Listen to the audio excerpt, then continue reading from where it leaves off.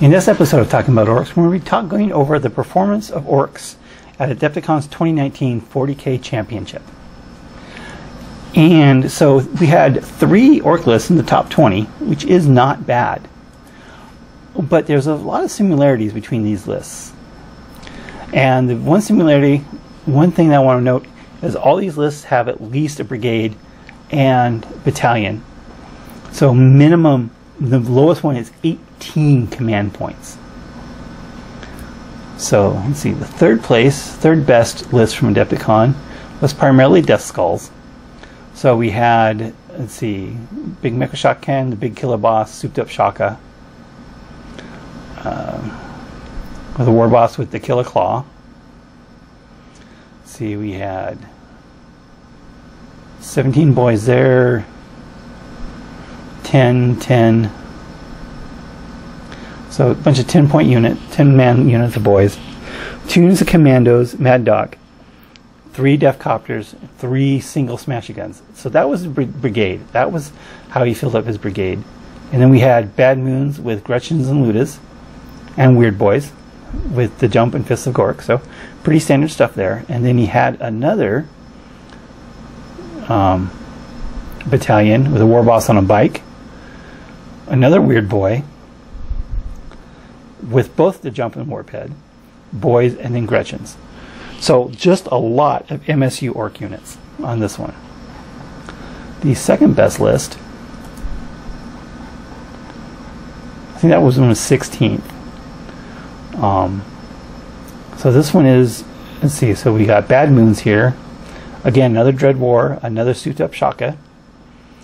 So this is a battalion.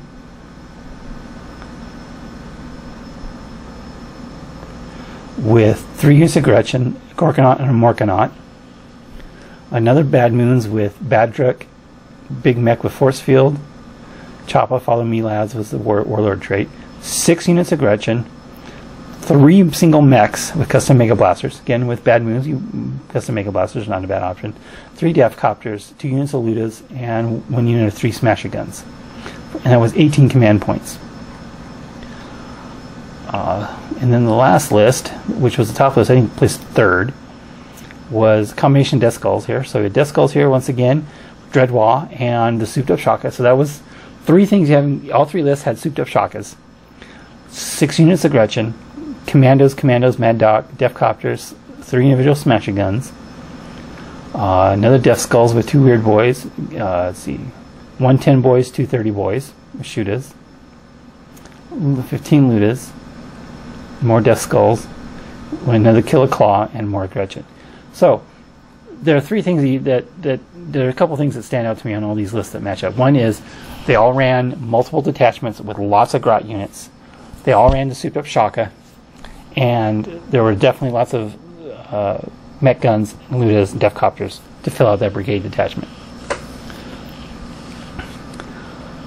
So what stands out to me more than anything else, though, of course, is all the units of Gretchen. 10-man unit of Gretchen is not uncommon on these lists. And I think that has to do with the Adepticon rules, with the way they did their kill points and their missions. Now in ITC, lots of units of Gretchen is a severe liability and will give your opponent a lot of victory points. Not so much in this Adepticon.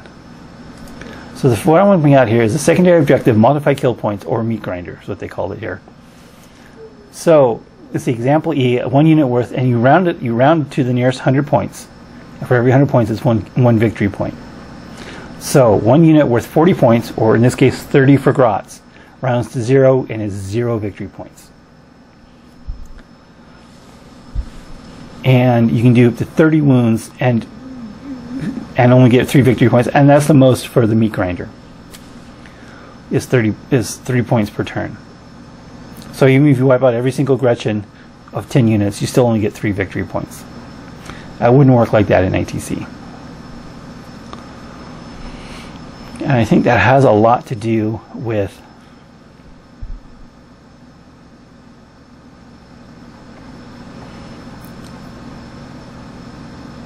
the way they ran their missions. Oh, and the other thing I want to point out was the terrain. Where is that? So that was a mission packet. Terrain, turn rules, elements, small removable pieces of terrain on flats are not to be removed or moved for any reason during the games, nor are players legally allowed to place non-flying models on elements. Models that do not fit between the elements may not move through them. So things that had big bases and stuff couldn't move through these elements they had on the tables. I don't have any actual pictures of it, but I'm sure you could find some if you really wanted to. So this is an interesting way to play this terrain. And I think severely limits some of the bigger models like knights to be able to position themselves where they need to be to get on objectives. So what I want to point out here, the point I wanted to make here, of course, is that in the Adepticon 40k Championship, there was basically no benefit to your opponent to kill units of Grots. So the Grots could run around, do objectives, and whatever they want, and just be annoying. But there wasn't really any real incentive for your opponent to kill them because they wouldn't get anything out of it. They would use all that firepower. Almost shooting at a unit of Grots is almost always overkill. But there was no benefit to doing so. And that allowed the Orc players to have a lot of command points for the souped up Shaka and to fire twice, or the Gorkanaut to fire twice, or for the Bad Moon's Luda Star to go off with lots of command points. I really honestly think that's why they did so well, is not so much the strengths of the Orc army, but just the way the strengths played into the missions as they were written at Adepticon. Didn't win, but still a third place finish for Orcs at Adepticon is pretty darn good, and 3 in the top 20, top 16 I think actually, is pretty good. Those are pretty good showings. But those lists that they have would never fly in an ITC tournament. If they were an ITC tournament, they would just give up so many victory points they wouldn't be able to overcome that. So I guess basically what I'm saying is that don't read too much into the Orc success of Adepticon if you're playing in ITC formats. And don't take one of these Adepticon lists to an ITC tournament. It will not work out for you. So what do you think? Were you following any of the Orc stuff at Adepticon? Or any of the Orc players? It's when they started to do well. I started to pay attention. And then I started to dig into why. And I really think this here, where the secondary objectives, modified kill points, where you don't get any benefit at all for killing Grots.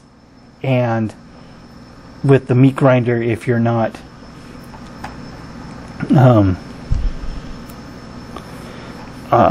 if you're killing all the Grots at once and quickly, you're not going to get as much benefit as you would to try to shoot them up over time, in which case you're going to be holding objectives and scoring other victory points while you're waiting on the bonus victory points to kick in for killing 30 units, 30 of them at a time.